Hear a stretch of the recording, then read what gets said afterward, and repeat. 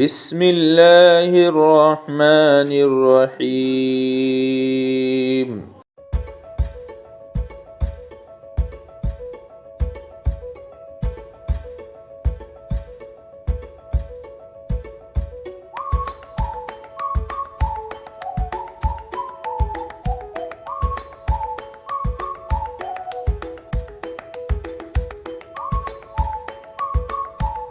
جیسا کہ میں نے عرض کیا تھا،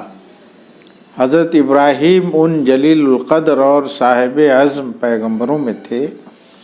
جن کی نسل کو اللہ تبارک و تعالی نے ان کی دعا کو قبول کرتے ہوئے دین اور امامت کے لیے خاص کر دیا تھا۔ حضرت ابراہیم نے دعا کی تھی جب خانہ کعبہ کے پاس وہ بیوی بچوں کو چھوڑ کر گئے تھے، دوبارہ آئے تھے کہ اللہ میری ذریت سے بھی نبی بنا اور دین کے لیے امام اور متقی بنا۔ اللہ نے یہ دعا قبول فرمائی۔ اسی لیے حضرت ابراہیم کی جو بیوی مکہ مکرمہ میں تھی، حضرت حاجرہ، اور ان سے حضرت ابراہیم کو ایک اولاد بڑھاپے کی عمر میں حضرت اسماعیل کی شکل میں اللہ نے دی تھی۔ تو حضرت ابراہیم کو بھی اللہ نے نوازا تھا اور حضرت اسماعیل کو بھی، جیسا کہ میں نے بیان کیا تھا کہ انہوں نے خواب میں دیکھا کہ وہ بیٹے کو ذبح کر رہے ہیں اور وہ اس کی تعمیل میں قربان گاہ کے پاس لے گئے۔ خاص بات یہ ہے کہ اللہ نے حضرت ابراہیم کی اور حضرت اسماعیل اور حضرت حاجرہ رضی اللہ تعالی عنہا وعلیہم الصلاۃ والسلام، ان تینوں کی جو نشانیاں ہیں ان کو بھی دین کا حصہ بنا دیا، اور قرآن میں یہ کہا کہ یہ جو اللہ کی عظمت اور اللہ کے آگے خوف و خشیت والی جو نشانیاں ہیں احکام کی، یہ ہمیشہ کے لیے رہیں گی،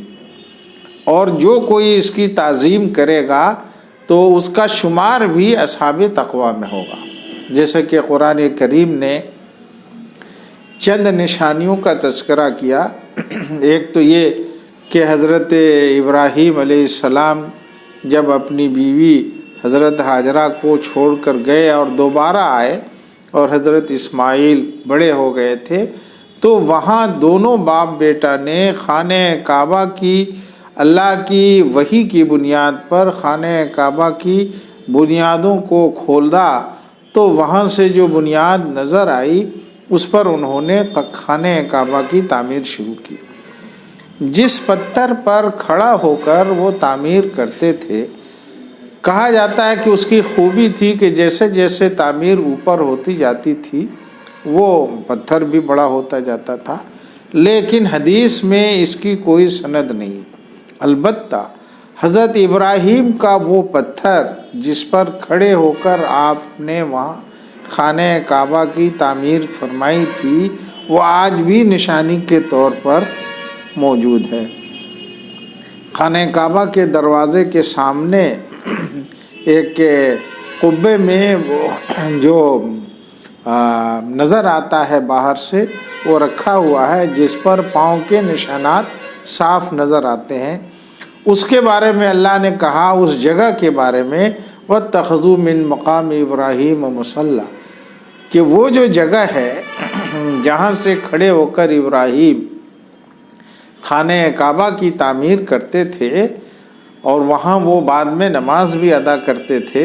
اس جگہ کو تم بھی جو ہے نماز پڑھنے کی جگہ بناؤ۔ اسی لیے جب حاجی خانہ کعبہ کی طواف کرتے ہیں یا ایسے بھی عمرہ والے طواف کرتے ہیں تو وہ کوشش کرتے ہیں کہ مقام ابراہیم جہاں وہ پتھر رکھا ہوا ہے اس کے پیچھے قریب میں یا دور میں، اب تو ازدحام کی وجہ سے قریب میں پڑھنا مشکل ہوتا ہے، اس لیے اس سے محاذات میں اس کے بالمقابل دور والی جگہ پر بھی 2 رکعت نماز طواف کے بعد وہ پڑھتے ہیں، جو واجب نماز ہوتی ہے طواف کی۔ تو ایک تو یہ نشانی ہوئی۔ دوسری وہ نشانی کہ حضرت حاجرہ نے جب پانی کی تلاش کے لیے صفا اور مروہ کے اوپر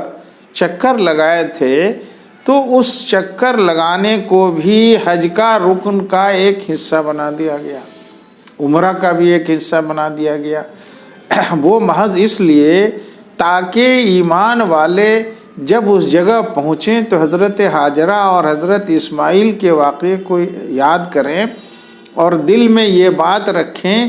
کہ دنیا کی جس محبت کو چھوڑ کر آئے ہو، یہاں اپنی اولاد کی محبت کو بھی چھوڑ دو، اور اللہ کے جس طرح نبی حضرت ابراہیم نے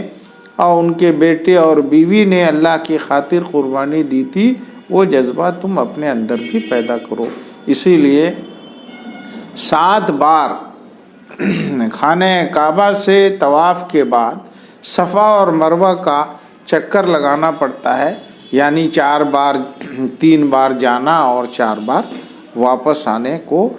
ہم لوگ شوط کہتے ہیں۔ اس لیے وہ بھی ایک حج اور عمرے کا حصہ ہے۔ اس میں کیا کیا جاتا ہے؟ صرف اللہ کی بڑائی بیان کی جاتی ہے، اللہ اکبر اللہ اکبر، اللہ ہی بڑا ہے، اللہ ہی بڑا ہے، دنیا کی کوئی چیز بڑی نہیں۔ تیسری چیز، جہاں حضرت ابراہیم نے جو حج کیا تھا یا قربانی دی تھی، وہ قربان کی والی جگہ کو بھی اللہ نے ہمیشہ کے لیے قربان گاہ بنا دیا۔ اس لیے اب جتنے بھی حج کرنے والے جاتے ہیں، حج کے ساتھ جب وہ عمرہ ادا کرتے ہیں تو ان کے اوپر قربانی کرنا فرض ہو جاتا ہے۔ تو وہ قربانی بہتر یہ ہے کہ اسی قربان گاہ والی جگہ پر، اسی قربان گاہ میں جہاں حضرت ابراہیم نے اللہ کے حکم سے اپنے بیٹے کو لٹایا تھا، قربانی کریں۔ اس کا مقصد صرف یہ ہے کہ جانور کی قربانی مقصود نہیں ہے، مقصود تو اللہ کے حکم کی پابندی ہے۔ اللہ کا حکم اگر آئے کہ ہم اپنی جان کو قربان کر دیں تو ہمیں اس سے بھی پیچھے نہیں ہٹنا ہے، حالانکہ اللہ کو کسی کی جان لینا مقصود نہیں ہوتا ہے۔